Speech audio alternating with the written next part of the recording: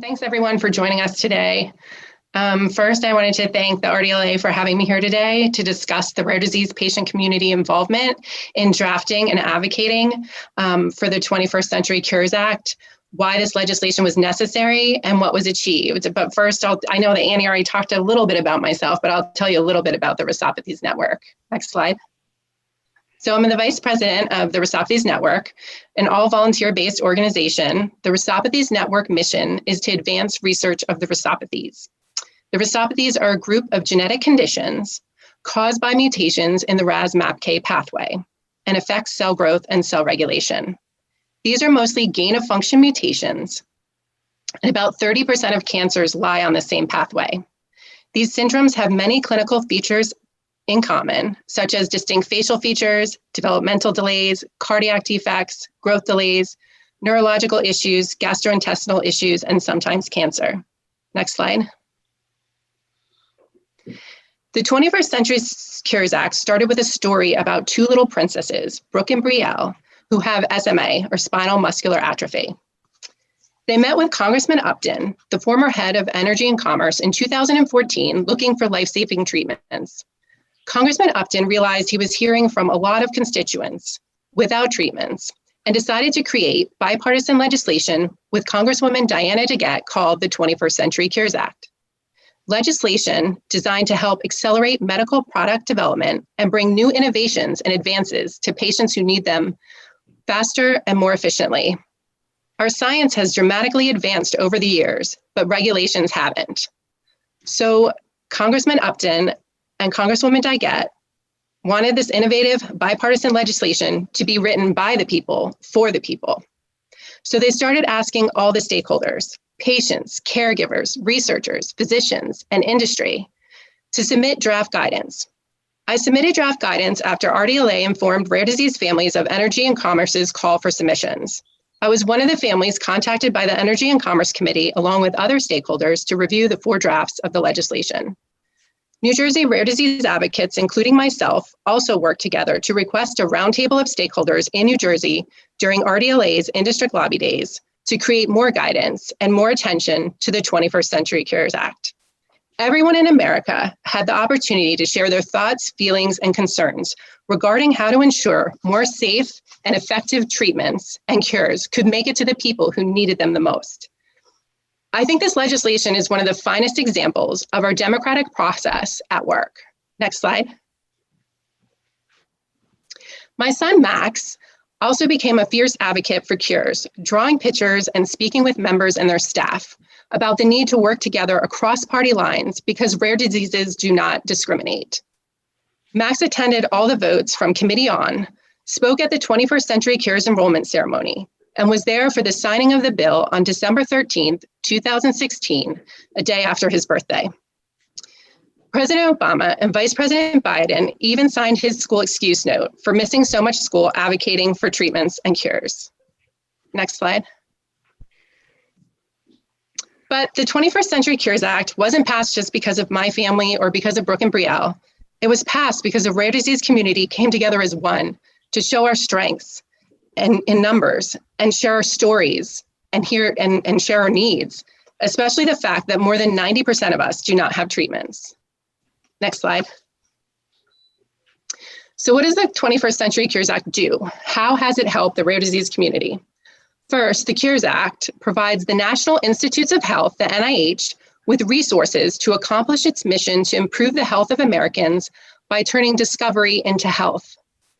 The bill includes $4.8 billion in funding over 10 years. But remember, those funds need to be appropriated by Congress every year.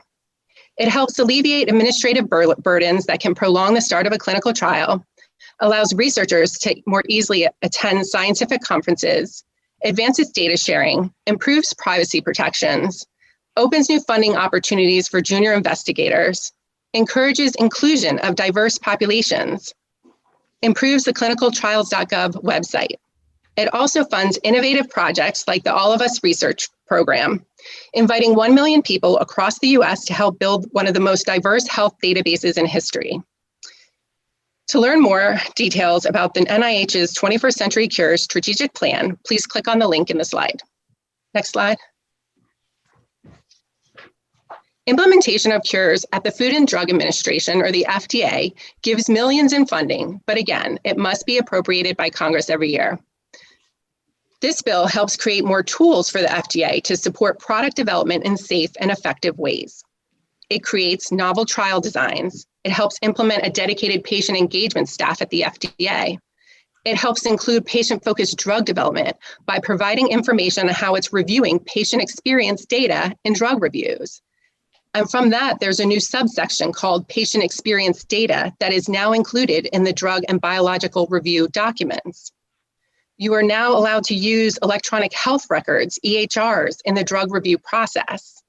And priority review vouchers are given to incentivize rare pediatric diseases. Please click on the link in the slide to learn more about the FDA's 21st Century Cures Act deliverables. Next slide. When cures passed, my son looked at me and said, "We did it. Everyone is cured." I had to explain to him that it was much more complicated than that. This was just the beginning. Even though the 21st Century Cures Act helped bring gene therapy treatments to spinal muscular atrophy and sickle cell patients, and also encouraged the head of the NIH, Dr. Collins, to start actually using the word cures and not just treatments, there's so much more we need to do for the more than 90% of rare disease patients who do not have treatments. Next slide. I also want to take a moment to say thank you to all the rare disease advocates who tirelessly work to pass the 21st Century Cures Act, especially the ones who are no longer with us. Cures passed 4 years ago, and we haven't really seen any significant rare disease legislation passed since then. You can start, stall, and stop legislation, but you can't stop the progression of a rare disease without treatments. Rare disease families do not have that privilege. They're in a race against time. So we need more than hope. We need action for the 30 million Americans living with rare disease. Next slide.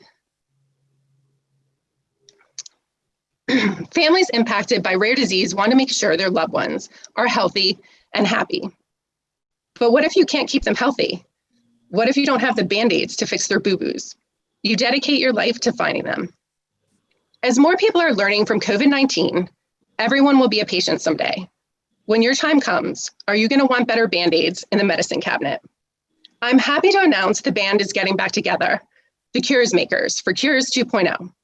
Following in 21st Century Cures' footsteps, this legislation will also be by the people, for the people. All stakeholders were asked to provide draft guidance in December of 2019. This new legislation will focus on how technology can be used to improve care management and focus more on the access of care. I also hope to see a provision encouraging repurposing for rare diseases. I'm so excited to see the rare disease community and other stakeholders band back together again to create even more resources and help for our families, and ultimately save more lives. It's amazing what we can accomplish when we unite together. Cheers to cures.